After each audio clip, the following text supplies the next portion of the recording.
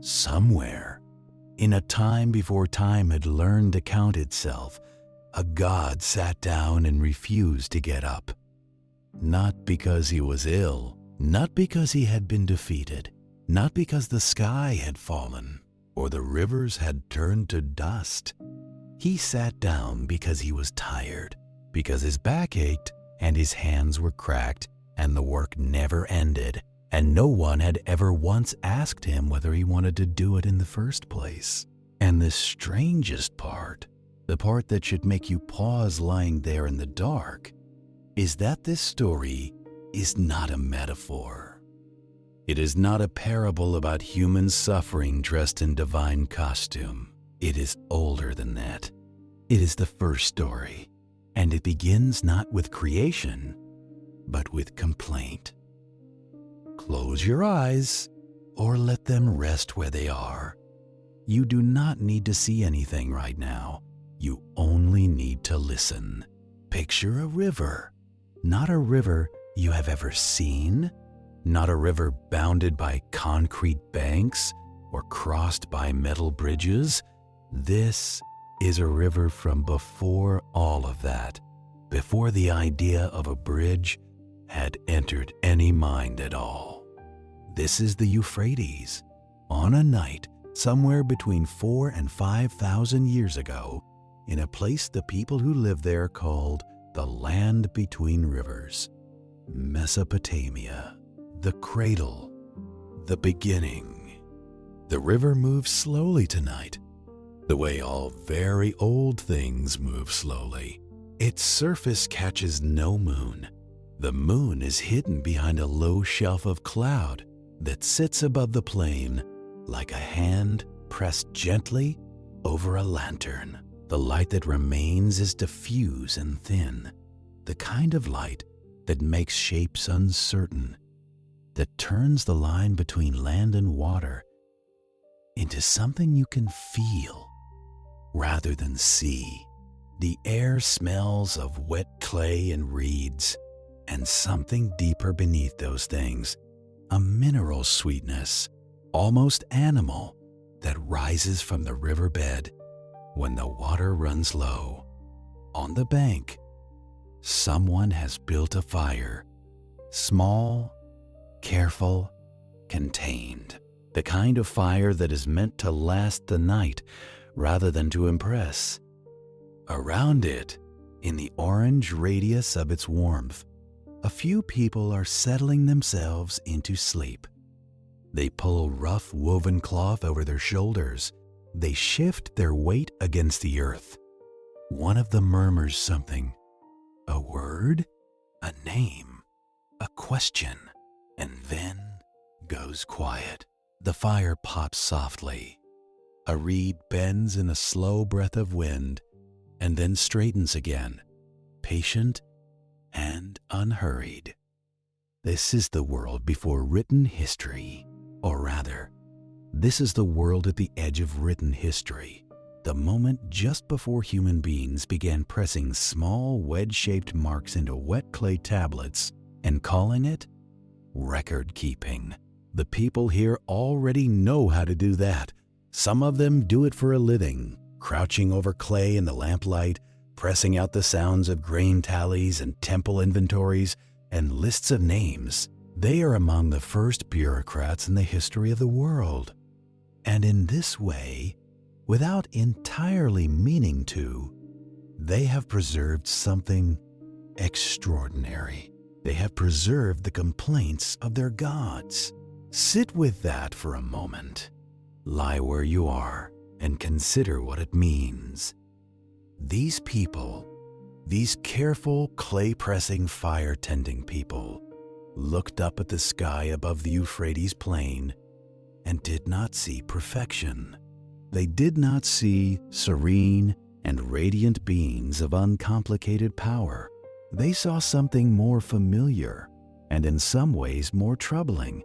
They saw a bureaucracy, a divine administration, a hierarchy of beings assigned to specific tasks, bound by specific duties, answerable to specific supervisors, and deeply, profoundly exhausted by the whole arrangement. The gods of Mesopotamia were not distant. They were not remote. They were present in every aspect of the physical world in a way that was almost oppressively immediate. The flood that destroyed your harvest was not an abstraction. It was the direct consequence of a decision made by a being who had the power to make it, and, perhaps, the mood to be careless on that particular day. The drought that cracked the mud and shriveled the barley was not an accident of climate. It was a sign that something, somewhere in the divine order, had gone wrong. A task had not been completed. A duty had been neglected. A god had, in some essential way, not shown up to work. This is the cosmology you are floating in right now as you lie in the dark. Not a cosmos of perfect will and infinite care, but a cosmos of delegation and missed appointments and accumulated resentments. A world held together not by love exactly, but by a kind of grinding institutional obligation. The same force that keeps the lights on in any large organization.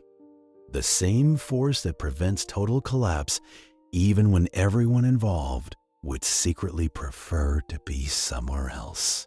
Let that thought rest in you without settling too firmly.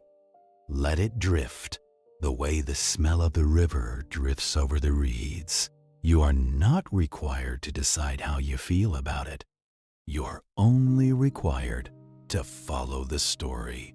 And the story, the real story, the one these clay tablets have been waiting 4,000 years to tell you, begins not with a triumph and not with a catastrophe, but with a sound, a dull, rhythmic sound, the sound of digging. Digging. That is where it starts. Not in the heavens, not in some luminous realm beyond the reach of ordinary thought. It starts in the ground, in the dirt, in the long, slow, back-breaking work of moving earth from one place to another so that water can flow where it is needed and recede where it is not. It starts with a tool in a hand and a task that does not end. Before the first human being drew breath, according to the oldest stories pressed into clay by the people who lived between the rivers, the gods were already working. They had been working for a very long time, and the work, by any reasonable measure, was enormous. Not the kind of enormous that inspires awe from a distance, but the kind of enormous that, up close, feels simply and relentlessly large. The kind of enormous that does not care how tired you are. The kind that does not pause to acknowledge that you have been at it since before the mountains had their current shape. To understand what happened, to follow the slow unraveling that these ancient texts describe with a kind of careful, almost documentary patience, you need to understand who was doing the digging. You need to understand the structure of the world as it existed before human beings were introduced into it. You need, in other words, to understand the administration. At the very top of the divine hierarchy, above everyone, above all decisions, above the daily operations of the world, was Anu. His name simply means sky. He was the sky, or he was the principle the sky embodied, or he was the force that the sky expressed. The distinction does not translate cleanly into modern categories, and it is better not to try too hard to make it fit. What matters is that Anu was the highest authority, the father of gods, the king of all divine beings, the one whose word, when he gave it, was final. He lived in the uppermost heaven, in a realm so elevated and so removed from the daily texture of existence that his involvement in specific events was, in practice, rare. Anu set the broad parameters. Anu established the basic conditions. Anu was, in the language of modern organizations, the executive who is never quite in the room. Below Anu, and doing the actual work of governance, were two brothers who could not have been more different from each other if they had been designed specifically to demonstrate the range of possible approaches to power. The first was Enlil. His name means Lord of Wind, or Lord of Air, or Lord of the breath between things. Again, the translation resists precision, and the imprecision is itself informative. Enlil was the executive function of the universe. He was order. He was decree. He was the one who assigned duties and enforced expectations and maintained the structure through which everything else operated. He resided in the great sacred city of Nippur, and his temple there, the Ekher, the House of the Mountain, was the administrative center of the divine world. When Enlil issued a command, it was not a suggestion. It was not open to interpretation. It fell upon the world with the weight of a fact, the way wind falls upon water, changing the surface whether the water wishes to be changed or not. Enlil was not cruel in the way that cruelty requires a certain personal investment in the suffering of another. He was something more impersonal than cruel, and in some ways that impersonality was harder to bear. He governed because governance was his function, because the system required someone to hold its shape, because without him, the whole elaborate structure of the world would loosen into noise. He did not particularly enjoy it. He did not particularly resent it. He administered. That was what he was for. The second brother was Enki. His name means Lord of Earth, or Lord of the Deep. Specifically, Lord of the Abzu, the vast underground freshwater ocean that the Mesopotamians believed lay beneath the surface of the world, beneath the rivers, beneath the soil, feeding everything that grew from below. Enki was intelligence. He was craft. He was the particular kind of wisdom that knows how to solve problems, not by overpowering them, but by finding the angle, the approach, the small, clever move that changes everything without appearing to try. Where Enlil governed through declaration, Enki governed through ingenuity. Where Enlil looked at a problem and saw a rule that needed enforcing, Enki looked at a problem and saw a puzzle that needed solving. They did not always agree. In fact, in the long catalog of Mesopotamian myth, they almost never agreed.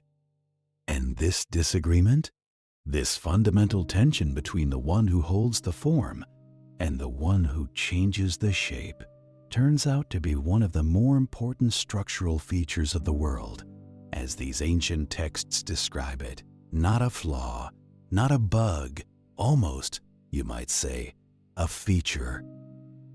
The world held in productive tension between two incompatible principles of order, neither one fully correct, neither one fully wrong, and between them, generating the specific texture of a reality that is always, in some small way, unstable. Beneath Anu and Enlil and Enki, and beneath the dozens of other great gods who govern specific aspects of the world, specific rivers and cities and storms, were the Anunnaki proper, the great gods collectively. The word itself is thought to mean something like those of royal blood, or those who come from the royal seed of Anu, or perhaps simply the heavenly ones. Though again, the translation refuses to stay still, and you should not grip it too tightly. What matters is what the Anunnaki were in practice. The full council of divine beings responsible for the operation of reality. The managers of existence. The overseers of every process that kept the world functional and the cosmos from sliding back into the formless darkness that preceded creation, and beneath even the Anunnaki, doing the work that the great gods oversaw but did not themselves perform, were the Igigi. The Igigi. Say the word slowly if you like. It has a rhythm to it, a doubling, a kind of echo quality that suits beings who existed in the divine hierarchy as a kind of mirror of the greater gods. Powerful enough to be considered divine, numerous enough to constitute a workforce, but positioned in the architecture of the cosmos, firmly on the laboring side of the ledger. They were the gods of the sky, some texts say, or the gods of the upper world, or simply the great gods who are not quite great enough to be excused from the work. The distinction between Anunnaki and Igigi shifts depending on which tablet you read, which temple library the text came from, which scribe pressed the marks into clay, on which particular afternoon. But the essential dynamic is consistent across the variations. The Anunnaki ruled, and the Igigi worked. And the work was not symbolic, it was not ceremonial. It was not the dignified labor of beings who were working in some elevated sense, contributing to a grand design from a position of honored participation. The work was physical. The work was endless. The work was, by every measure the texts provide, genuinely exhausting. They dug the rivers. This is stated plainly in the texts, without embarrassment, without metaphor. Before the Tigris existed in its current form, before the Euphrates ran the course it runs, the Igigi dug. They moved earth. They carved channels through the plain. They shaped the landscape of the world according to specifications handed down from above, from Enlil, presumably, operating on instructions from Anu. And the result of their labor was the basic geography of the civilized world, as the Mesopotamians understood it, the network of rivers and canals and irrigation channels that made agriculture possible, that made cities possible, that made the whole improbable project of human civilization possible. All of this, in the oldest mythological accounting, was dug by hand, divine hand, yes, but hand nonetheless. They dug for a long time. The texts do not specify how long. Time, in this era of the story, does not work the way it will work later. Years and decades and centuries are categories that have not yet fully established themselves in the narrative. What the texts convey instead is duration, a quality of effort that has been accumulating for so long that it has become its own kind of weight. The Igigi dug the rivers. They maintained the canals. They kept the cosmic machinery running through the sheer sustained force of their labor. And they did this because they were assigned to do it, because the system required it, because Enlil's decrees came down from Nippur, and the decrees said, dig. And so they dug. Think about what this means for a moment. Let the image settle. An entire class of divine beings. Beings powerful enough to be called gods. Beings who existed before the mountains had names, beings whose work quite literally shaped the physical world, spending their eternal existence performing manual labor on the instructions of a superior who was not doing it himself. There is something almost vertiginously familiar about this, if you allow yourself to notice it. There is something in this arrangement that rhymes, in a dark and patient way, with things you have felt. But we are not yet at the feeling. We are still in the system. We are still in the part of the story where everything is holding together, where the rivers are being dug and the canals are being maintained, and the world is functioning according to plan. The cracks are coming, but first, you need to feel the weight of what existed before the cracks, the enormous, grinding, competent stability of a world held in place by beings who had no choice but to hold it. Enlil governed, Enki schemed, or solved, or thought several moves ahead while everyone else was still responding to the current problem. Anu watched from his remote upper heaven with the disengaged attention of someone who has delegated everything important and now monitors results from a comfortable distance. The great Anunnaki tended to their specific domains: Nana the moon, Utu the sun, Inanna the terrible and radiant goddess of love and war, Nergal the grim lord of the underworld, and dozens more, each sovereign in their particular corner of the cosmic administration, each managing their portion of reality with varying degrees of competence and enthusiasm. And the Ijiji dug. The system worked. That is the thing you need to hold in your mind as the story continues. The system worked. The rivers flowed. The seasons turned. The rain came when it was supposed to come, or failed to come when some administrative error or divine distraction interrupted the schedule. But in the broad sense, the world operated. It was not a perfect system. It was not a loving system. It was not a system designed with the well-being of its participants in mind, because a system that old, a system assembled in the darkness before the first dawn, is not designed with anything in mind. It simply accretes, layer by layer, task by task, obligation by obligation, until it is too complicated and too interlocking to be changed without risking everything. It was the kind of system that keeps itself going, not through anyone's active commitment to its continuation, but simply through the accumulated momentum of everything that has always been done this way. Through the inertia of the already established, through the simple, terrible weight of, this is how it is, this is what we do, this is the arrangement. The gods of Mesopotamia did not create this system and then step back to admire it. They were inside it, as much as anyone was inside it.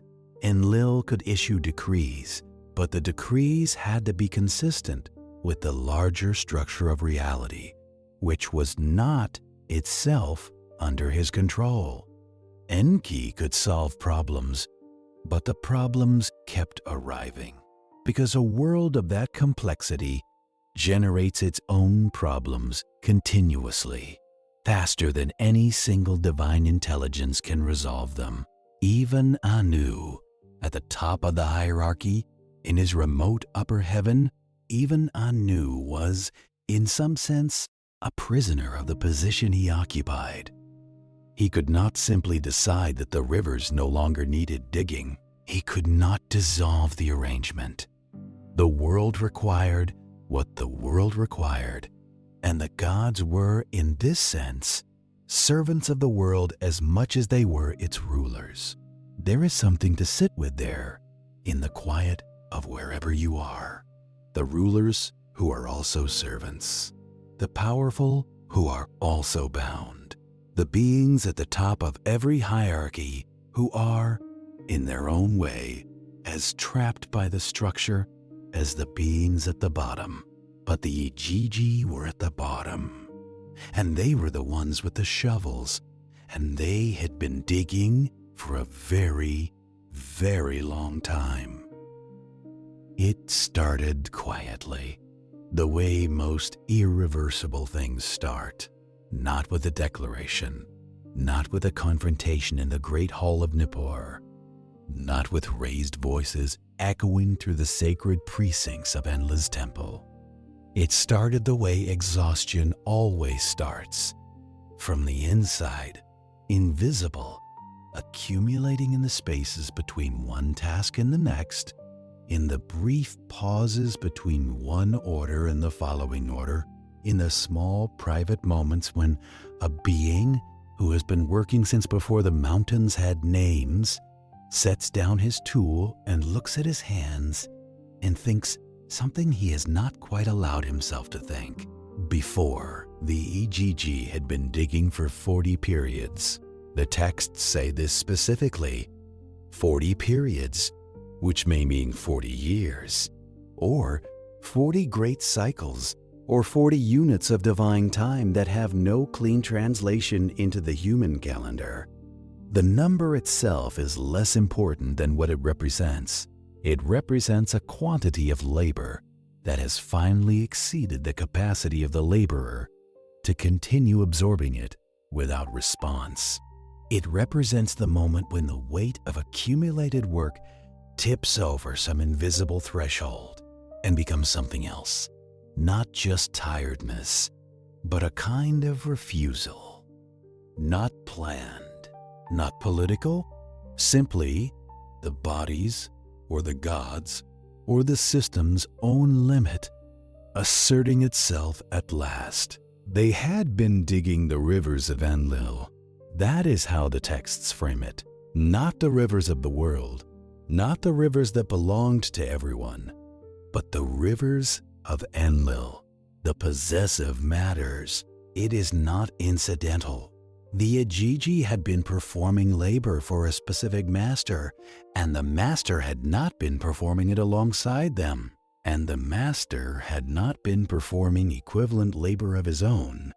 And at some point, after 40 periods of digging in that specific arrangement, the Igigi noticed this.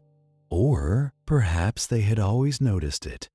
And what changed after 40 periods was not the noticing, but the willingness to act on what they had noticed. They stopped digging. Set that image in your mind for a moment, because it is one of the stranger and more resonant images in the entire history of mythological literature.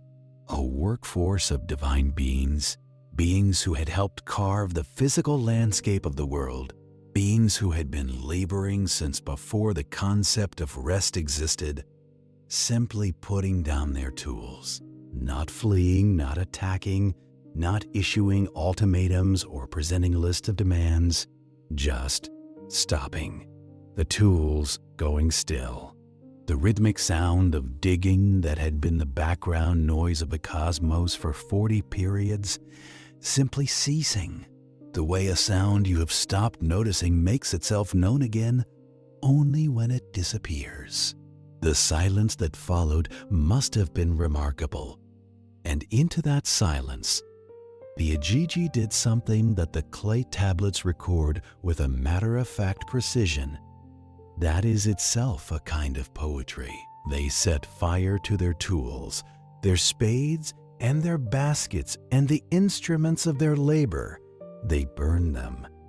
This is not incidental detail. This is a statement. This is a group of beings who have decided, collectively and without apparent prior coordination, that they are not going back. That the tools themselves need to be removed from the equation, because as long as the tools exist, the possibility of being handed them again also exists, and they are done with that possibility. They marched to Nippur. Through the night, through whatever the divine equivalent of night was in that era before the sun had fully established its routine, the EGG moved toward the house of Enlil, toward the Eker, the great mountain temple, the administrative center of everything. They surrounded it. The texts describe them gathering outside Enlil's dwelling, and the image is remarkable in its specificity. Not an army at the gates, not a force preparing to breach the walls and seize power, but a crowd of exhausted workers surrounding the office of the person who assigned them their work, demanding to be heard. It is a labor action. It is, in every structural sense, a strike. Inside, Enlil woke to the sound of them. This is the detail that makes the whole scene somehow human, somehow achingly familiar. Enlil, the Lord of Wind. The executive function of the universe, the issuer of unquestionable decrees, waking to the sound of his workforce gathered outside his door. His first response, according to the texts, was not rage. It was not the cold certainty of a power about to reassert itself. His first response was something closer to confusion. He did not know what was happening. He had not been monitoring conditions closely enough to see this coming. He had been issuing the decrees and assuming the work was being done, the way people at the top of hierarchies often assume that the instructions they issue translate smoothly into the reality they intend, without friction, without cost, without the slow accumulation of something unsustainable in the lives of those who receive them. He called for his vizier, Nusku. He asked what was happening outside. Nusku went to look, came back, and delivered a report that the texts preserve in direct speech a scribal choice that suggests whoever pressed these marks into clay understood that the words mattered. The gods are gathered outside, Nusku told him. They are fighting. They have set fire to their tools. Enlil was frightened. The texts say this plainly. The Lord of Wind, the administrator of the cosmos, the being whose decrees fell upon the world with the weight of fact.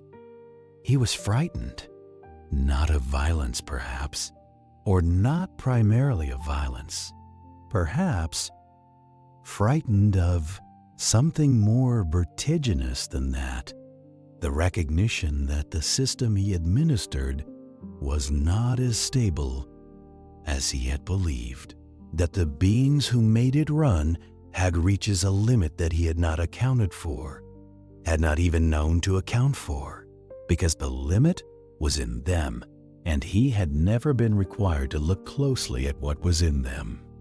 He sent Nusku out to speak to the gathered Igigi. He wanted to know which god had started this, who was responsible, who had organized it. This is the question of a manager who has been surprised by collective action and whose first instinct is to find the individual source, the ringleader, the agitator, the one who could be identified and isolated and held responsible so that the group could be dispersed and the structure restored. It is a recognizable instinct. It is not, in this case, an effective one. The EGG response to Nusku's question is preserved in the texts, and it is, in its own way, one of the most quietly extraordinary moments in all of ancient mythology. Every one of us has declared war, they said. We have set our tools on fire. We have abandoned the heavy work. The suffering is too great. The labor has been too much. Not one of us speaks for the others. Every single one of us decided this. There was no ringleader. There was no organizer. There was only a threshold reached simultaneously by every member of a workforce that had been digging for 40 periods, and the simultaneous, collective, apparently spontaneous decision that they were finished. Enlil sent for Anu to come down from his upper heaven. He sent for Enki. He gathered the great gods, the ones who had been managing their specific domains, the ones who had been operating in the comfortable upper tiers of the cosmic hierarchy, while the Igigi dug below them. They assembled. The divine council convened in the middle of what amounted to a crisis to discuss what to do about gods who had decided they were done working. Anu, coming down from his remote heaven, asked to hear from the Igigi directly. He went out to speak to them. He asked what they wanted, and the answer the Igigi gave was not complicated. It did not require elaborate political analysis or careful theological interpretation. It was, stripped to its essence, exactly what you would expect from a group of beings who had been laboring beyond their endurance for longer than the mountains have been in their current places. The labor is too hard, the work is too heavy, the suffering is too much. We cannot continue. That was it. That was the entire complaint. No list of political demands, no vision of an alternative social order, no manifesto, no ideology, no program for reorganizing the divine administration along more equitable lines. Just the simple, unadorned statement of a limit reached and exceeded. We cannot continue. And here is where the story begins to reveal something that lingers with you if you let it. Because the divine council, Anu, Enlil, Enki, all the great gods assembled in the sacred precincts of Nippur, did not respond to this statement with compassion. They did not look at the Igigi gathered outside the gates and feel the weight of what was being described and say, "We understand. We hear you. The work will be redistributed. The burden will be shared. Things will be different." They responded with a practical problem. If the Igigi are not working, the work is not being done. If the work is not being done, the rivers do not flow. If the rivers do not flow, the canals run dry. If the canals run dry, the crops fail. If the crops fail, well, there were no crops yet, as it happens, because this was before human beings existed to tend them. But the logic holds. The machinery of the world requires someone to operate it. The Igigi have declined to continue operating it. This is, from the perspective of the cosmic administration, primarily a staffing problem. They sat in council. They argued.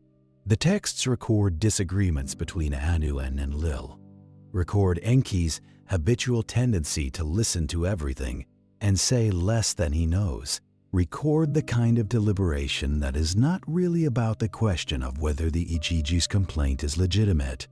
The legitimacy of the complaint appears not to have been seriously disputed, but about what to do about the situation given that the complaint is being made and the work still needs doing.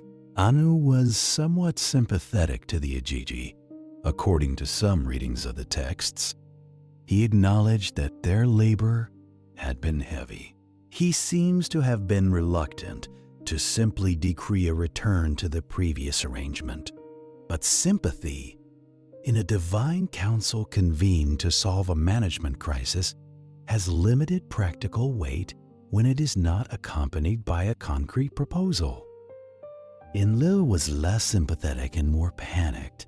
He seems to have felt the whole thing as a personal affront, not merely as a problem to be solved, but as a challenge to the structure he embodied. A loosening of the decree and comply arrangement that was not just how he governed, but who he was. The idea that a subordinate class of divine beings could simply refuse was not for Enlil a data point about the limits of the system. It was a kind of existential threat. If the EGG could refuse, what else could refuse? If the structure could be challenged from below, did the structure still mean what Enlil needed it to mean? And Enki was quiet. The texts give him very little to say during this phase of the council. He listens, he thinks, he is working on something, though he does not announce this, because announcing things before they are ready is not Enki's way. He has the quality of someone who has already seen several moves ahead in a game that the other players are still trying to understand, and who is waiting with an almost inhuman patience for the moment when his solution will land. Outside, the EGG waited. They had set fire to their tools. They had stated their complaint. They were done digging. The night around them, or whatever the divine equivalent of night was in that place and time, was very still. The world that they had built, the rivers they had dug, the landscape they had carved over 40 periods of sustained labor, lay all around them in the dark, indifferent to the crisis unfolding in its midst. The Euphrates moved at its own pace. The Tigris ran its course. The work was done, for now. The tools were ash. And inside the acre, in the house of the mountain, the gods of the upper hierarchy sat in council and looked at each other across a table that no one had ever imagined would need to be sat at for this particular reason, and tried to figure out what to do when the people who do the work decide that they are finished doing it. There was, it turns out, an answer. Enki had one.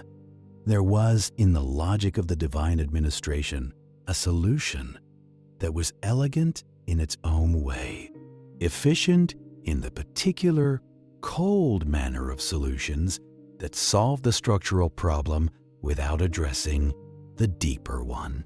A solution that would keep the rivers flowing and the cosmos running, and relieve the EGG of their burden, and allow the divine council to return to its normal operations. It would create, in the process, something entirely new, something that had not existed before that night, something that would inherit the tools and the labor and the rivers to be dug and the endless work of maintaining the machinery of the world, something that, in the way of all solutions that solve one problem by creating another, would find itself a few thousand years later, lying in the dark and listening to this story. But that is the next part. For now, stay where you are. Let the image of the gods in council hold in your mind, neither settling nor dissolving, just present, the way a distant sound is present, felt at the edge of awareness rather than squarely at its center. The Igigi are outside with their burned tools. Enlil is frightened and rigid. Anu is remote and vaguely sympathetic. Enki is thinking. The world is waiting, and whatever is about to be decided will change everything. Enki spoke, not loudly, not with the weight of decree that Enlil carried in his voice, not with the remote authority of Anu pronouncing from his upper heaven. Enki spoke the way he always spoke, carefully, with the particular quality of someone who has been listening long enough to understand not just the problem on the surface, but the shape of the problem underneath the problem. He spoke like a man who has been waiting for the right moment and has finally, after patient attendance on the proceedings, decided that the moment has arrived. He had a proposal. "Let us create a being," he said. Or words to that effect. The clay tablets preserve the essence rather than the precise phrasing. And in any case, the precise phrasing in Sumerian does not survive the journey into English without losing some of its texture. But the substance is clear. Let us create something new, something that can carry the labor, something that can do what the Ijiji have refused to do, that can maintain the rivers and tend the canals and perform the work that the cosmic machinery requires, so that the gods, all of them, the great Anunnaki above and the Ijiji below, can be relieved of the burden that has brought the whole system to this crisis. Let us, in other words, outsource. The council considered this. Anu, who had come down from his upper heaven to deal with what was essentially a personnel emergency, appears to have found the idea workable. Enlil, who needed the problem solved and whose primary concern was the restoration of order, found it acceptable, or at least found it less unacceptable than the alternatives, which were limited. The Ijiji, still gathered outside in the still dark beyond the gates of Nippur, were not consulted on the proposal. They had stated their position. The council had received it. What the council did with it was the council's business, and so the decision was made. Let the weight of that moment settle for a second. A decision made in a divine council, convened in the middle of the night because a workforce had gone on strike, driven not by love or wonder or the creative impulse that mythology usually assigns to the act of making life, but by the very specific, very practical pressure of needing someone to do the work. The creation of human beings in this telling was a management decision. It was the solution to a staffing problem. It was, in the coldest and most accurate sense of the term, the establishment of a new labor force to replace one that had become inconveniently unwilling to continue. This is not the version of the story you were probably told. It does not have the warmth of the potter god shaping figures from clay with patient, loving hands. It does not have the divine breath filling an inert form with a spark of sacred consciousness, the way a parent might breathe on their hands before pressing them gently to a child's cold face. It has, instead, a council table, and tired gods looking for a way out of a problem they created. And Enki, with his quiet voice and his forward-looking intelligence, providing the mechanism, but sit with it, because there is something in this version that the warmer versions do not contain. There is a particular kind of truth in the idea that our creation was motivated not by love, but by need, not by the overflow of some divine creative impulse that could not contain itself, but by the shortage of available labor in the infrastructure maintenance department of the cosmos. There is something that should, perhaps, trouble you about this truth, and something that, in the dark and the quiet, might also, strangely, comfort you. We will come back to that. First, the clay. Enki knew where to go, because Enki always knew where to go. He went down, down through the layers of the world, past the surface, past the soil and the bedrock, down to the Abzu, his deep domain, the vast underground freshwater ocean that lay beneath everything. This was his realm. He was not a visitor here, but a sovereign, and the Abzu responded to his presence the way all things respond to the presence of their natural master. It settled, it clarified, it offered up what was needed. And what was needed on this particular night was the right clay. Not just any clay, the specific, fertile, dark brown clay of the riverbed, The same clay that the Ijiji had been moving in one form or another for 40 periods of labor. The same clay that formed the banks of the Euphrates and the Tigris and every canal and channel that the divine workforce had dug into the plain. The material of the world, dense and patient and full of the mineral record of everything that had lived and decomposed in it across uncountable ages. This clay would be the body. But the body alone was not enough. The body was form without function, shape without the animating principle that would make it capable of the work it was being created to do. Enki understood this. He understood it not as a philosophical problem, but as a practical one. The same way a craftsman understands that a tool requires not just the correct shape, but the correct material composition, the right balance of hardness and flexibility, the specific properties that will allow it to do its work without breaking. What was needed was something divine, some element of the gods themselves mixed into the clay that would give the new being the capacity for the kind of sustained, intelligent labor that the Ijiji had been performing. Not the full nature of a god, not the power, not the authority, not the span of divine time.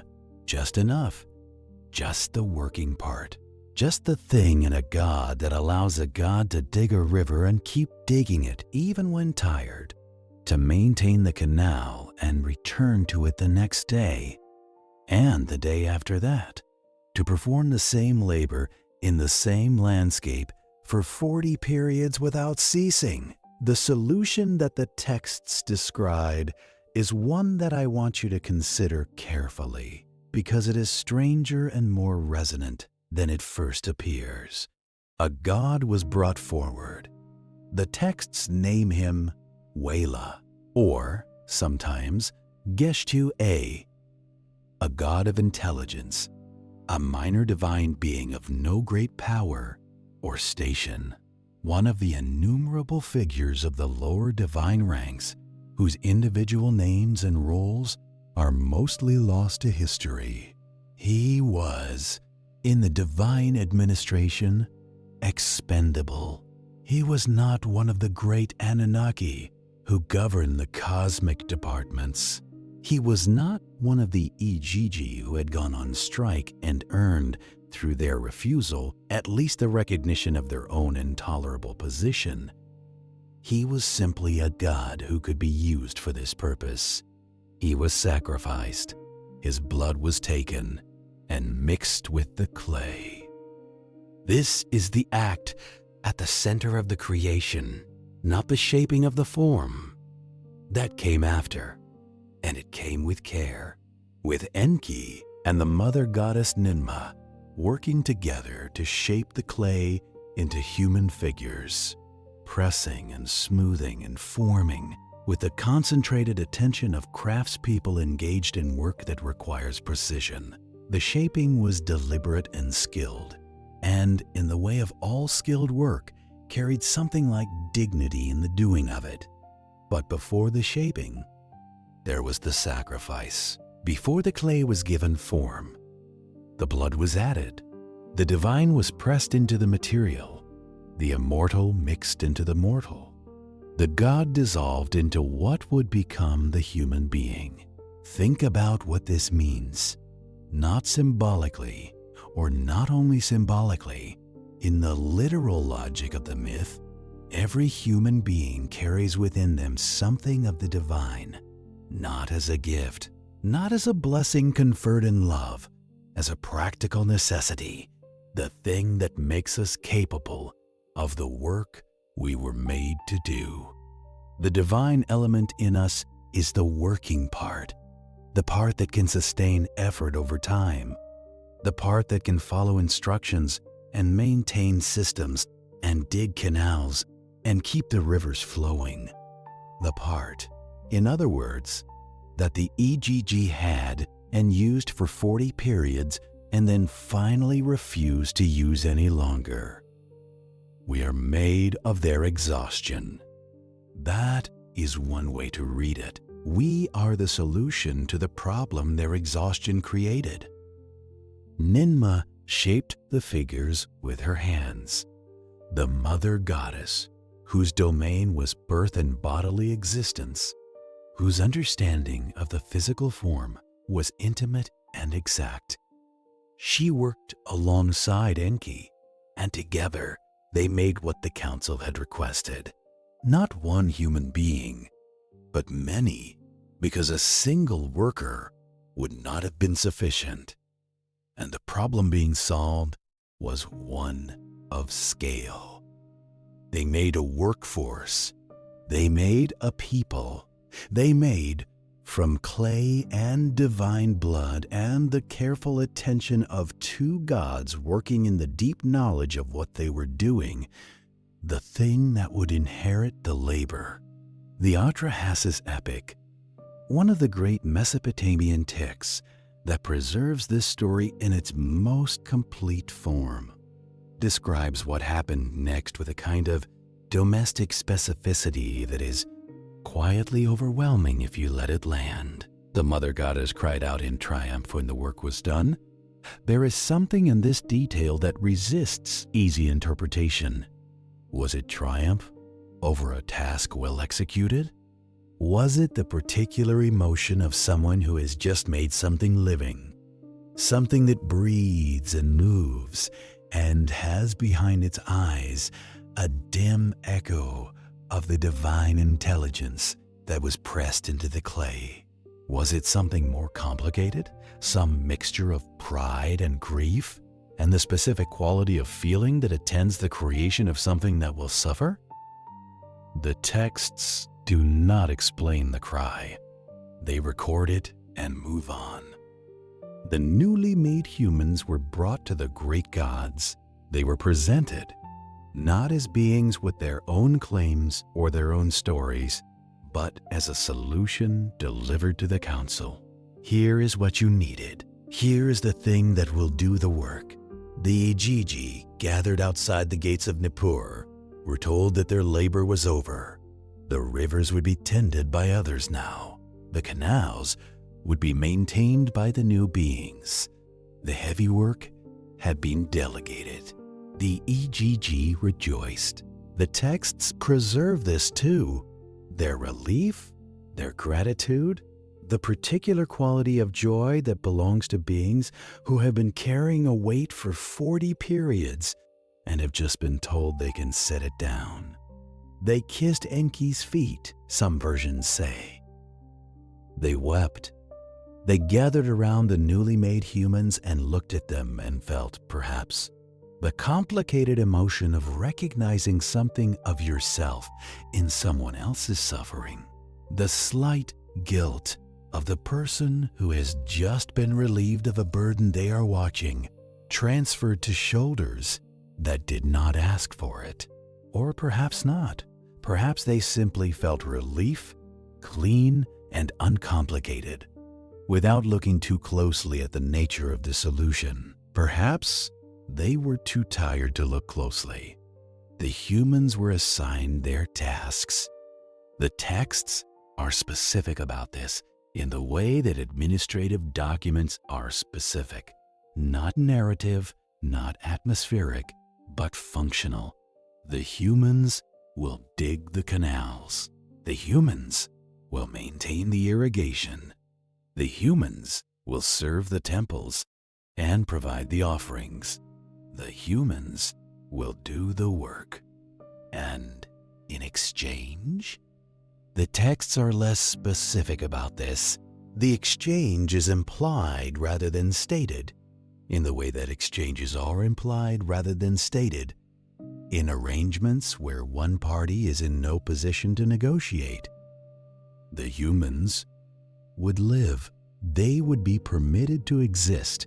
They would have the consciousness that had been pressed into them from the divine blood, and they would have the clay bodies that gave them shape. And they would have the world the Igigi had built through 40 periods of labor.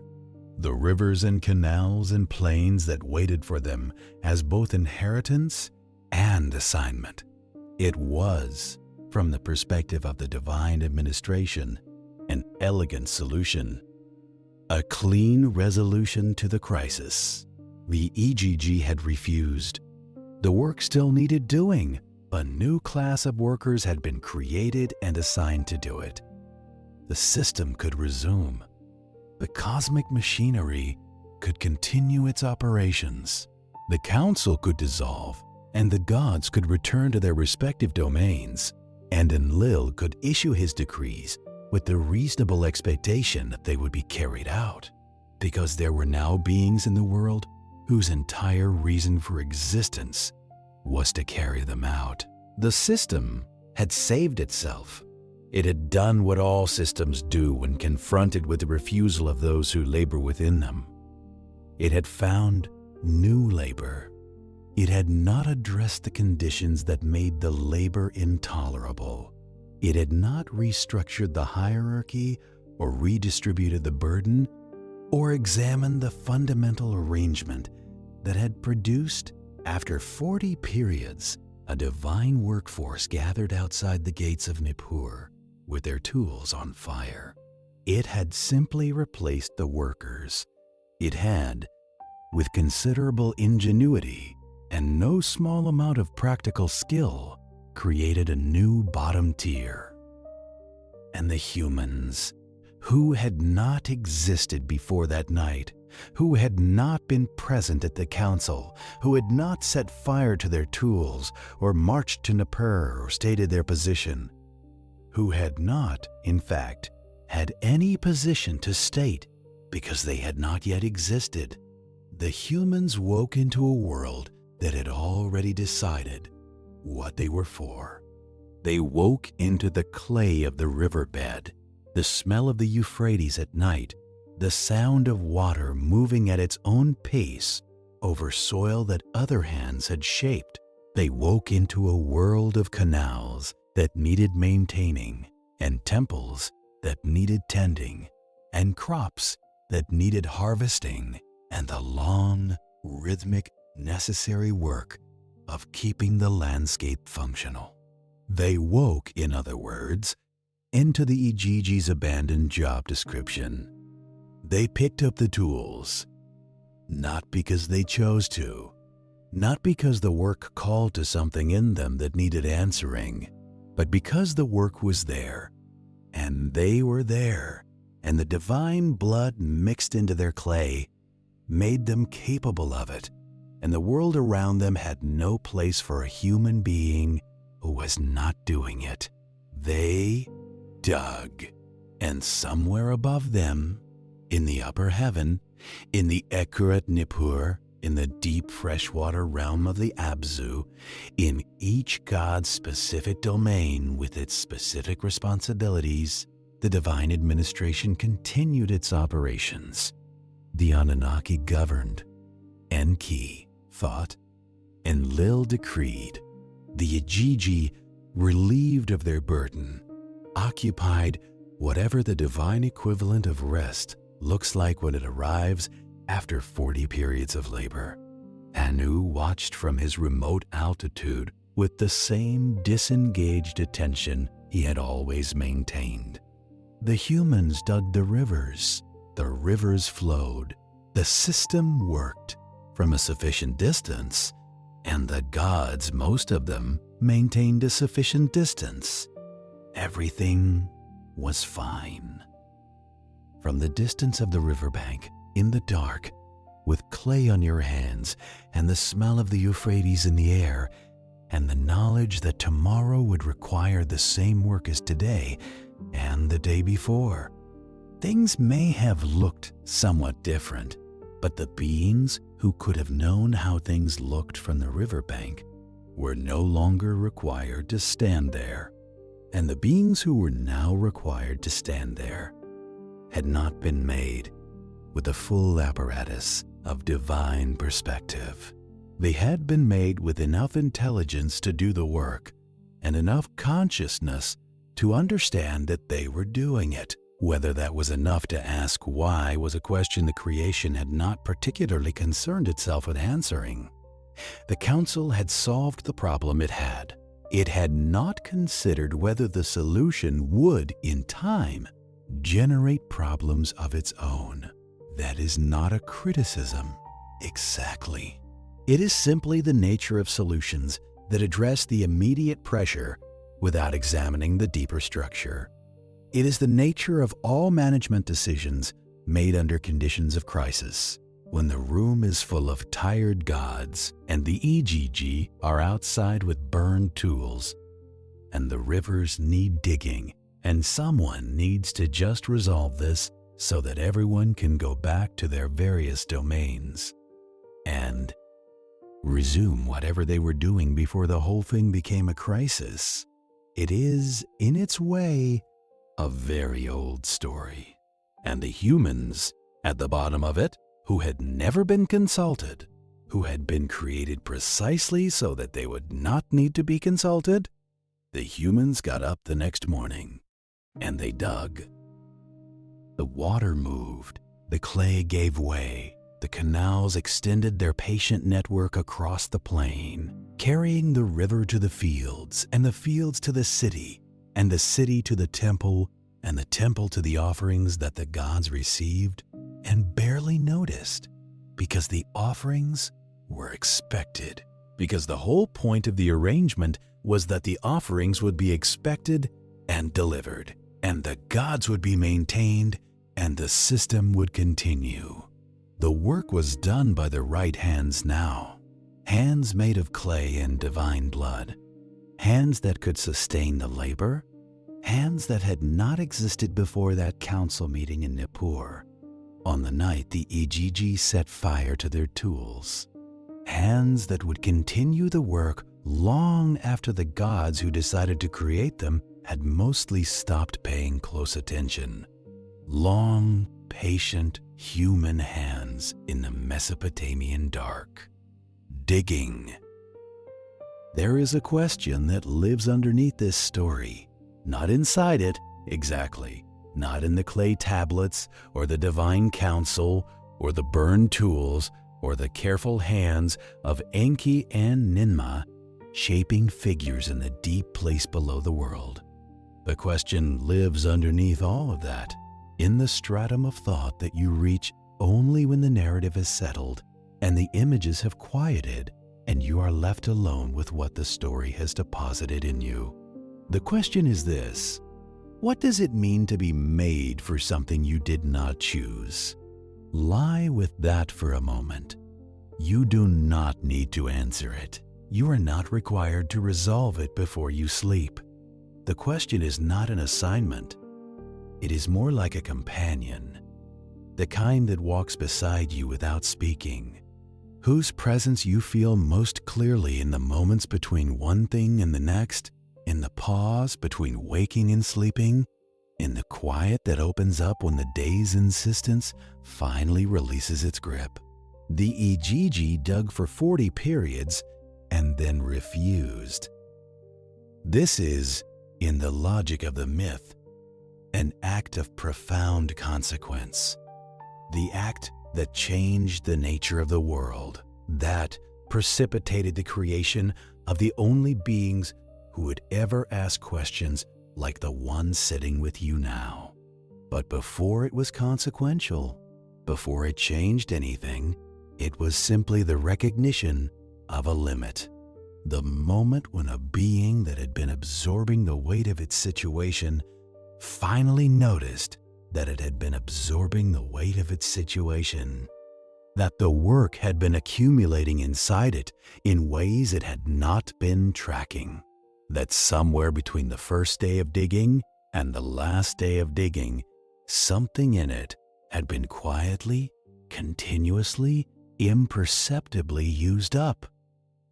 You know this feeling, not the divine version of it, not 40 periods of carving rivers into the Mesopotamian plain, the human version, the version that arrives after the ordinary work of ordinary days, the version that is smaller in scale and no less real in weight, the version that comes on a Tuesday evening or a Friday that should feel like relief but doesn't quite, or any morning when you open your eyes and feel, before anything else, before thought or intention, or the particular shape of the day ahead, just tired, already tired, tired before you have begun. This is what the Igigi felt. The texts are clear about this. In their way, the labor was too great. The suffering was too much. These are not metaphors. These are statements of condition. Beings of great power, beings who had shaped the physical landscape of a world, were undone not by an enemy or a catastrophe or a failure of will, but by the simple, cumulative, ordinary weight of too much required for too long without relief. And the gods above them, Enlil, Anu, the great Anunnaki, in their specific domains, had not noticed, or had not noticed in a way that translated into action. They had received the labor and issued the decrees and maintained the structure and never quite looked at the condition of the beings who were making the structure possible. This is not presented in the texts as a moral failing exactly. It is presented as a feature of how hierarchies operate. The view from the top does not include the experience of the bottom, not because the beings at the top are cruel, but because the view from the top is simply a different view. It sees different things. It misses different things. And what it most consistently misses is the interior of the labor that keeps it elevated. There is something in this that applies to every system of organized effort that has ever existed, not just ancient divine administrations, not just the specific arrangements of Mesopotamian cosmology. Every structure in which some beings direct and other beings do, in which some presences make decisions and other presences carry them out, in which the distance between the one issuing the decree and the one living inside the consequences of the decree is wide enough that the human, or experience of those consequences, does not clearly transmit upward. We built these systems. Human beings, after the night the Igigi set their tools on fire and Enki shaped the first figures from riverbed clay, human beings took this arrangement and reproduced it endlessly in every corner of the world. We made our own hierarchies, our own councils, our own classes of beings who decree, and classes of beings who dig. We made our own Enlils and our own Igigi, and we assigned ourselves to one category or the other, or had the assignment made for us by the circumstances of the world we were born into. We carried the arrangement forward across 4,000 years of civilization, refining and elaborating and occasionally disrupting it, but never quite escaping the basic structure that was apparently pressed into us along with the divine blood and the Euphrates clay before we had any say in the matter. This is not a counsel of despair, or it is not intended as one. It is simply an observation that sits most clearly in the dark when the day has ended and the night has its particular quality of honesty about the things we spend the daylight hours not quite looking at. The observation that the story we are inside is very old, that the weariness we feel is not new, that the structure we are navigating was not designed by anyone currently present, was not designed with our specific situation in mind, was assembled in the darkness before the mountains had names, and has been accumulating weight and complexity ever since. There is, in this recognition, something that functions like comfort if you hold it at the right distance. The comfort of scale, The comfort of knowing that what you are carrying is not an individual failure, not a personal inadequacy, not a sign that you specifically are not managing your existence correctly. It is simply the weight of the arrangement, the same weight the Igigi felt. The same weight that brought a divine workforce to the gates of Nippur with their tools on fire, not because they were weak, but because 40 periods of labor is 40 periods of labor, regardless of the nature of the being performing it.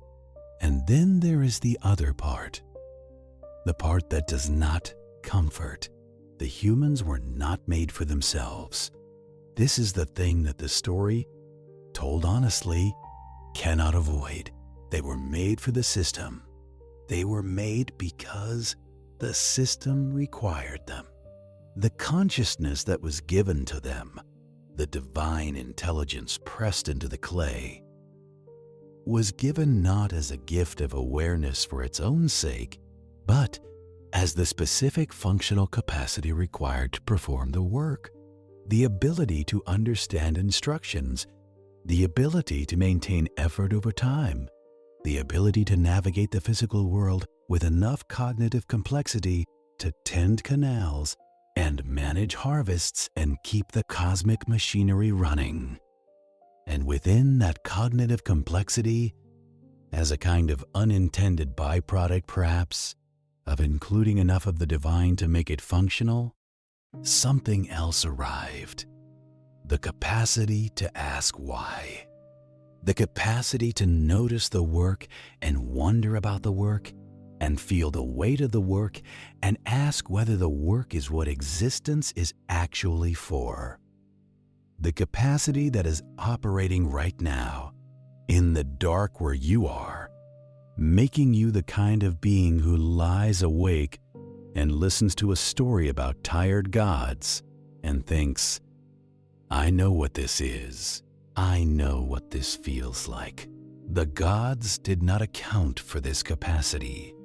There is no indication in the texts that Enki, shaping the figures with Ninmah in the deep chamber of the Abzu, anticipated that the thing he was making would eventually produce beings who would press the memory of his making into clay tablets, and then, 4,000 years later, speak it aloud into microphones for other beings who could not sleep. The creation was practical. The creation was a solution. The creation was not, as far as the divine council was concerned, an experiment in consciousness or a contribution to the philosophical richness of the cosmos. It was a staffing decision, and yet, here you are, conscious, in the dark, carrying the weight of a day that is ended and a tomorrow that has not yet begun, carrying the particular human experience of time, the way it moves forward without asking your permission, the way the past accumulates behind you and the future waits in front of you, and the present is always, always thinner than you would like it to be. The way a day of work ends and you are tired, and then you sleep, and then you are less tired, and then the day begins again, and the work is there waiting, patient and indifferent. The same canal that needed digging yesterday, needing digging again today. This is the inheritance. This is what passed from the EGG's refusal through Enki's solution, through the clay and the divine blood, and the careful hands of the mother goddess, into the form you currently occupy. The capacity to work and the capacity to wonder about the work, and the inability, given both of those things, to simply perform the work. Without the wondering entering into it, the gods, for the most part, stopped paying close attention after the arrangement was established. This is what the later myths suggest: the steady drift of divine attention away from the human situation, the increasing remoteness of the beings who created the beings who are asking these questions. Enlil, who had governed through decree and maintained the structure through the sheer weight of his will, seems to have found the humans more troubling than the Igigi in certain respects. They were noisier. The texts actually say this, that the noise of human beings, their voices, and their activity disturbed Enlil's sleep. The administrator of the cosmos, who had been frightened by the Igigi strike and relieved by Enki's solution, found that the solution generated its own kind of disruption, that the new workforce, pressed into existence to solve the problem of divine labor, brought with it a quality that the divine labor had not had, a human quality, the quality of lives that are continuous and noisy and full of the sound of beings who are conscious enough to feel their situation, but not powerful enough to change it. Enlil wanted quiet. He wanted the system to run without the noise of the system disturbing him. He wanted, in other words, the benefits of the solution without the presence of the solution, the canals maintained, the temples supplied, the offerings delivered without having to hear or see or be troubled by the beings doing the maintaining and supplying and delivering. This impulse, the desire for the work to be done without the worker being visible, for the labor to appear in its results without appearing in its process, for the human element of human endeavor to be somehow filtered out of the final product. This impulse is not unique to Enlil. It is not an artifact of Mesopotamian cosmology. It is recognizable. It has recognizable descendants in every arrangement that has ever preferred the outcome over the person producing it. But Enlil is not the lesson. There is no lesson. The story does not resolve into instruction. It settles instead into something older and quieter than instruction, into the quality of recognition that comes from sitting with an old text long enough to feel the shape of your own situation in it. The recognition that you are, in some structural sense, inside the same story the Igigi were inside. That the world you maintain with your labor is held together by the same forces that held the Mesopotamian plain together? Not love, not careful intention, but the accumulated momentum of arrangements made before you arrived, the inertia of systems that require maintenance and have found in you someone to provide it, and the recognition, softer, harder to hold, more important, that the capacity to notice this is also part of what you are. That the question is not a malfunction. That the tiredness is not a weakness. That the feeling on a Friday evening or a Tuesday morning or any moment when the weight of the arrangement makes itself felt, that you are inside something very large and very old and not entirely designed with your particular experience in mind. That feeling is accurate. It is not depression or ingratitude or a failure of perspective. It is the consciousness that was pressed into the clay before you, existed asking the question it was always going to ask, sooner or later, in the dark. Why? Not with anguish. The question does not need anguish. It can be asked quietly, lying where you are, without requiring an answer. The Mesopotamians who pressed this story into clay did not, it seems, expect an answer. They preserved the story because it was true in the way that the oldest stories are true, not factually, not as a historical account of events that occurred, but true in the way that a mirror is true, reflecting back a shape you recognize even when the light is dim. You were made from the material of the world, mixed with something that cannot be entirely accounted for. You were placed inside a system that preceded you and will outlast you, and was not in any meaningful sense designed for your comfort or your flourishing. You were given enough consciousness to do the work, and enough consciousness to wonder about the work, and no clear instruction on what to do with the wondering. The gods, for the most part, are not watching closely. This is not abandonment, exactly. It is something more impersonal than abandonment.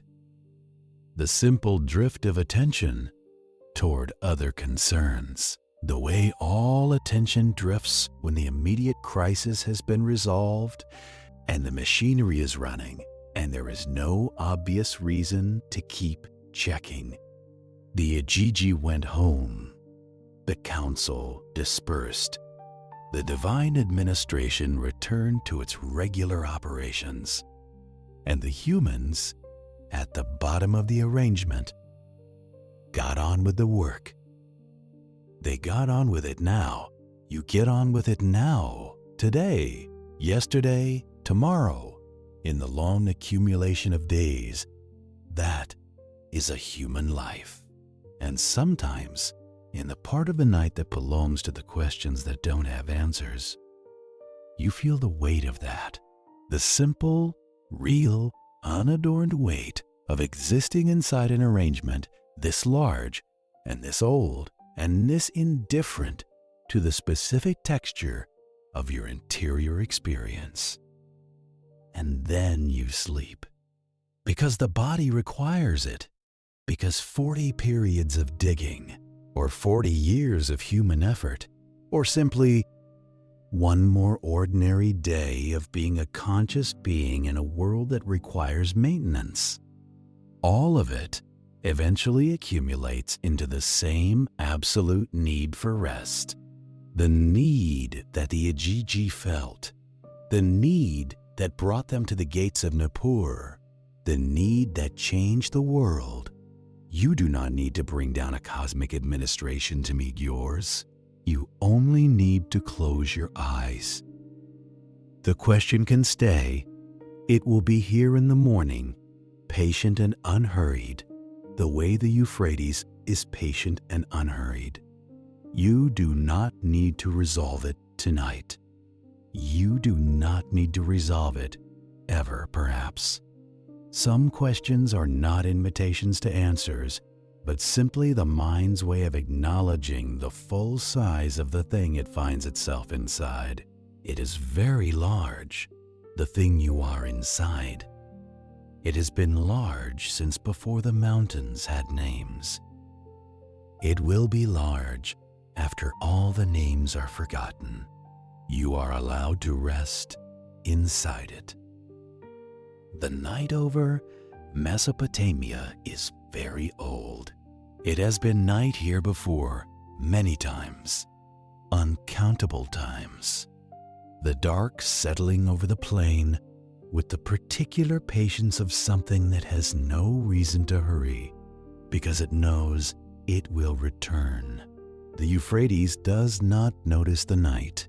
It moves in the dark the same way it moves in the light, at its own pace, following the channels that were dug into the earth before the idea of night and day had fully separated into distinct experiences. The water does not know it is ancient. It does not carry the knowledge of its own age as a burden. It simply moves. Somewhere on the bank, a fire is burning low. It has been burning for several hours now, this small, careful fire, and it has done its work. It has held the dark back from the circle of people sleeping around it. It has given warmth to hands and faces that needed warming. It has provided the specific quality of company that fire provides when everything else has gone quiet. Now it is smaller, The wood has mostly given way to coals, and the coals are deepening from orange to red to the darker red that is almost not a color anymore. That is more of a quality of warmth than a visible thing. The light it casts has contracted. The circle of visibility around it has drawn inward, the way all things draw inward as a long night progresses. The people around the fire are asleep. They are not dreaming of gods. Or perhaps they are.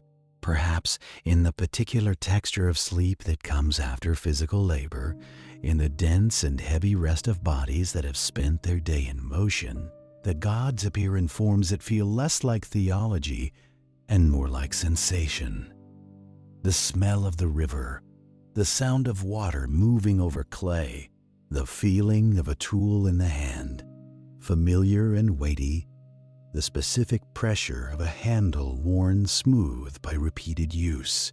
Perhaps that gods visit these sleepers as sensory memory rather than as visions, as the body's own archive of the day's work, replaying itself in quieter registers during the hours of unconsciousness. Or perhaps the gods do not visit at all. Perhaps the sleepers are simply asleep in the absolute uncomplicated way that tired bodies are asleep, present in themselves, absent from the world, breathing in the slow rhythm that the body finds when it has finally been allowed to stop. The fire shrinks above the plain. The sky is extraordinary. This is not a metaphor or an embellishment. The sky above the Mesopotamian plain on a clear night without any light but the stars is genuinely extraordinary in a way that most human beings alive today have never personally experienced. The stars are not points of light against darkness. They are the dominant presence, the thing that fills the field of vision, the overwhelming fact of the sky, and the darkness between them is what requires effort to see. The Milky Way is a physical band of light across the entire width of the sky, dense and complex and detailed, and you can look at it for a long time before you reach the limits of what is visible. It does not resolve into clarity. It deepens into further complexity the longer you look. The gods lived up there, somewhere. Or they were those things. The lights themselves, the patterns, the relationships between the patterns that the Mesopotamians tracked with such care and recorded with such precision in their clay tablets. None of the moon, not currently visible, has gone below the horizon. Utu, the sun, is hours away from returning. The stars that are visible are the night stars, the ones associated with specific divine functions and specific seasons, and a trained eye could read in their positions a great deal of information about time and weather and the state of the cosmic administration. But the sleepers are not reading the sky. The sleepers are asleep. The sky performs its information for no audience tonight except the darkness and the moving river and the small diminishing fire. And Lil is somewhere in all of that, in the upper air, in the breath of wind that moves across the plain occasionally and stirs the reeds along the river's edge and then passes and is gone. He is not thinking about the humans sleeping by the fire. He is not thinking about them either. The humans, in this moment, simply do not constitute a present concern. The arrangement is in place. The work is being done. The system is running. There is no crisis requiring his attention. No strike. No burned tools. No gathering outside the gates of Nippur. The decree has been issued. The labor is being performed, and Enlil, who is the wind, is doing what the wind does, which is to move across surfaces without settling on any of them. Enki is in the deep place below, in the Abzu, the underground freshwater ocean, the still and enormous reservoir of everything that feeds the surface world from beneath. He is not resting, exactly because Enki does not quite rest. He is thinking, which for Enki is perhaps the same thing as resting, the state in which he is most fully himself and most fully at ease. He is thinking about the next problem, or the problem after the next problem, or some configuration of circumstances several stages ahead of the current arrangement that will eventually require a clever solution. He is content after his fashion. He made something that works. The humans are digging. The rivers flow. He solved the problem. Whether the solution was good, in the sense of being good for all the parties it involved, not just for the parties who brought the problem to the council, is not a question Enki is currently turning over. It was a solution to a specific problem under specific constraints, and it worked. And Enki, who is the intelligence that finds angles and approaches and small, clever moves, has moved on to the next configuration. This is not callousness.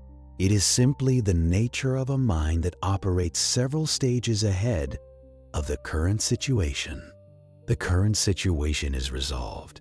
The mind has moved forward.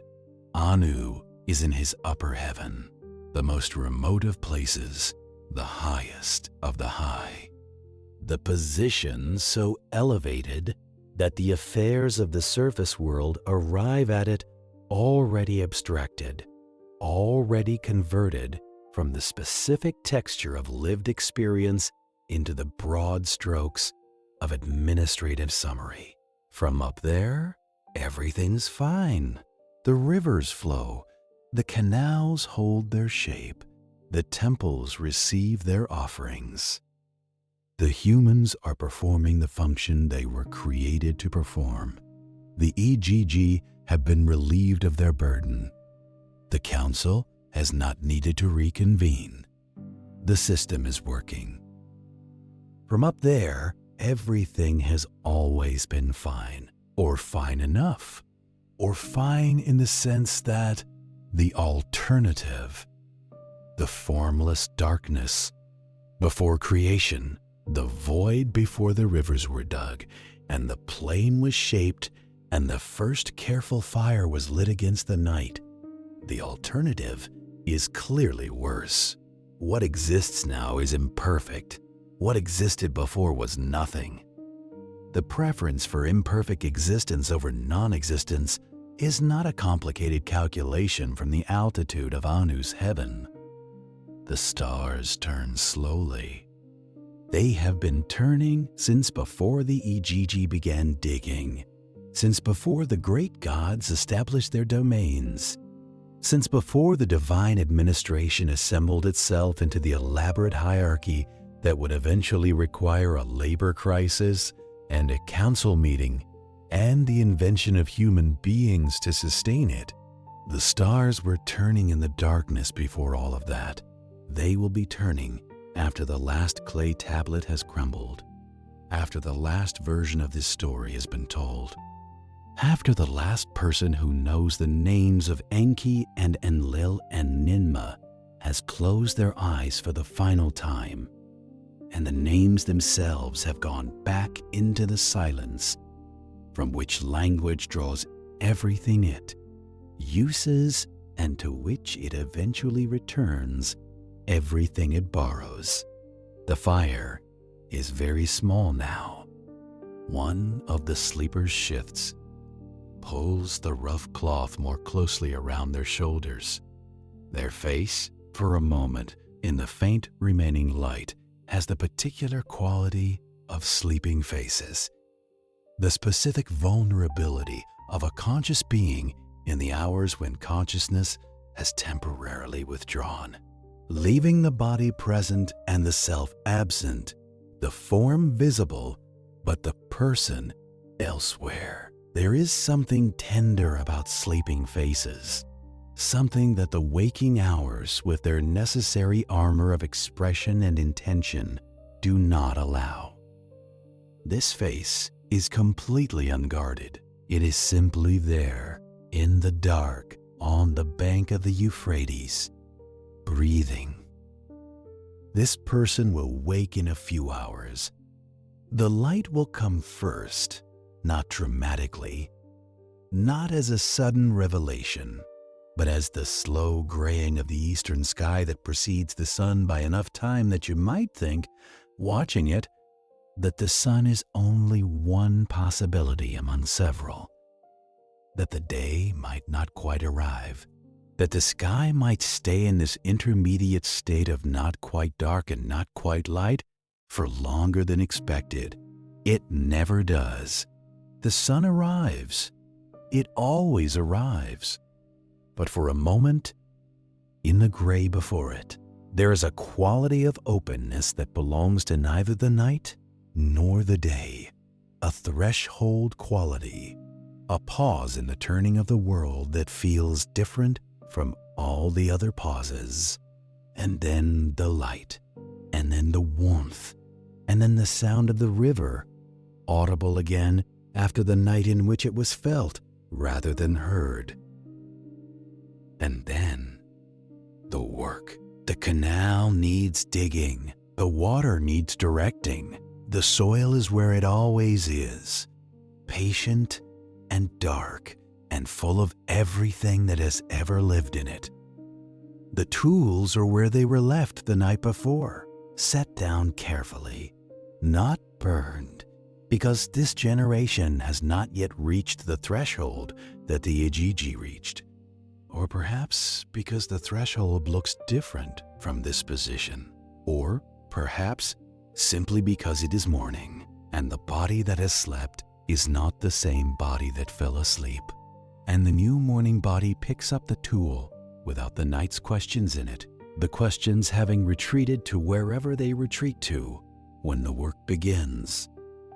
This is the great human gift and the great human constraint in a single motion, the capacity to pick up the tool again, to return to the canal, to begin, not because the questions have been answered, not because the weight has been lifted, or the arrangement has been restructured, or the divine administration has looked down from its various altitudes and said, "We see you, we know what you are carrying."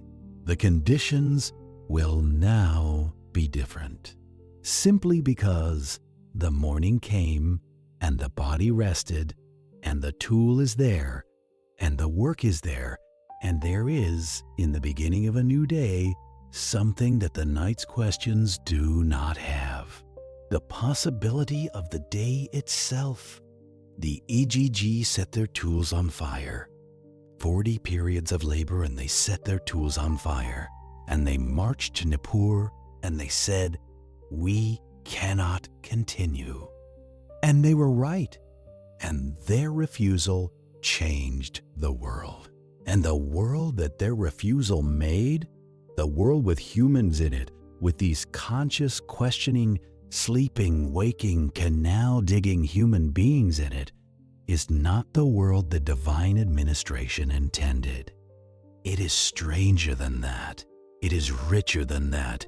It contains in its improbable depths the capacity to tell this story, and the capacity to listen to it, and the capacity to feel in the dark before sleep. The particular quality of recognition that comes from hearing something that is very old and very honest about the shape of the thing we are all inside together, that was not on the agenda at the council meeting in Nippur. The gods did not plan for this particular outcome. The gods, by most indications, stopped tracking the specific outcomes of their solution fairly early in the process, stopped watching closely, stopped attending to the texture of human experience, maintained only the broad oversight that any sufficiently complex system maintains over its own operations. The humans were working, the rivers were flowing, the offerings were arriving. These were the metrics that mattered. What happened inside the workers? The questions that formed in the space between one day's labor and the next. The stories that accumulated around the fire in the dark hours. The impulse to press memory into clay and keep it and carry it forward. These were not metrics. These were not, from the altitude of the cosmic administration, particularly visible. And yet, here they are, 4,000 years later. In the dark of wherever you are, in the warmth of whatever you have gathered around yourself against the night. Here is the story, intact. Here is the EGG's complaint, preserved. Here are Enki's careful hands still shaping something in the deep place below, still solving a problem no one has fully named yet. Here is Enlil's frightened confusion at the gate of Nippur, and Anu's remote and vaguely sympathetic gaze from the upper heaven, and the mother goddess's cry at the moment the work was finished, and the newly made humans blinking in the dark with clay on their bodies and someone else's divine blood in their veins, and a world of canals waiting to be maintained. Here it all is, because someone pressed it into clay, because the impulse to remember, the impulse to say, this happened, this was real, this should not be lost, is apparently among the things that arrived with the divine blood, unscheduled, unintended, along with the capacity for sustained labor and the ability to follow instructions. We kept the story. We keep the story. You are keeping it now, in the only way that any story is ever kept, by carrying it for a moment, holding it in the mind as the mind releases its grip on the day, letting it settle into the place where stories settle when the person listening to them is nearly asleep.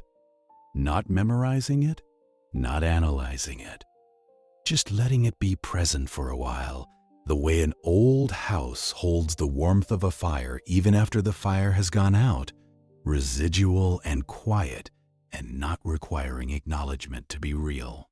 The Euphrates is still there. The plain is still there. Though the canals have changed, and the cities have changed, and the temples are largely gone, and the clay tablets that preserved all of this have spent most of their existence in the ground, waiting with their characteristic patience for the moment when someone would think to look. The river does not know any of this. The river does not track what has changed along its banks across 4,000 years of human habitation. The river moves at its own pace, with its own logic, following channels that were shaped by forces much older than the forces that shaped the channels. The whole arrangement held together by the same accumulated momentum of the already established that holds all things in their familiar configurations. It is late. The fire on the bank is almost out. Just coals now, barely coals. The deep red retreating toward a warmth that is felt rather than seen. The sleepers around it are deeply asleep, their breath slow and even, their bodies given over entirely to the rest that the day required of them. The stars above the plain are moving in their ancient pattern, the same pattern the Mesopotamian astronomers tracked and recorded and pressed into clay with such care, the same pattern that the gods were associated with. And perhaps, depending on which tablet you read and how tightly you hold the translation, somewhere in the deep place below, Enki is thinking, somewhere in the upper air, and Lil is moving across surfaces, touching nothing for long. Somewhere at an altitude too remote to see clearly, Anu maintains the broad overview that misses everything specific. And somewhere, not in the sky, not in the deep water, not in the administrative corridors of any divine institution, but closer than any of those things, present in the very texture of the dark around you, something remains of the story. Something that did not dissolve when the council meeting ended and the gods returned to their domains and the humans picked up the tools and began. Something residual, like warmth in a stone after the sun has moved past it, like the mineral smell of the riverbed at night, like the particular quality of a question that has been asked so many times by so many different kinds of minds that it has become part of the fabric of the world itself. Why are we here? What is this for? Who decided this? And did they know what they were deciding? The questions do not need answers tonight. They have not needed answers for 4,000 years, and they have survived that long without them, which suggests that the questions themselves may be the point. Not problems to be solved, but the specific quality of consciousness that makes a conscious being what it is. The reaching, the wondering, the refusal, even in the dark, to simply be the thing that digs without wondering about the digging. The Ijiji refused after 40 periods. The humans have been refusing in their quieter way ever since. Not by setting fire to the tools, not by marching to Nippur, but by doing what you are doing right now. Lying in the dark and thinking, being conscious of being conscious, feeling the weight of the arrangement and allowing the feeling to be felt, rather than converting it immediately back into the next day's labor. This is the small refusal that is available to you. Not dramatic, not consequential in the way the Ijiji's refusal was consequential. Just this, the dark, the quiet, the permission to be tired without being required to stop being tired, the permission to hold a question without being required to produce an answer, the permission to lie where you are and feel the size of the thing you are inside and not pretend that you are entirely equal to it.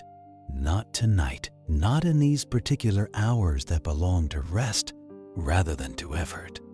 The fire goes out, not dramatically. It does not go out with a hiss or a sudden darkness. It goes out the way all fires go out when left to themselves.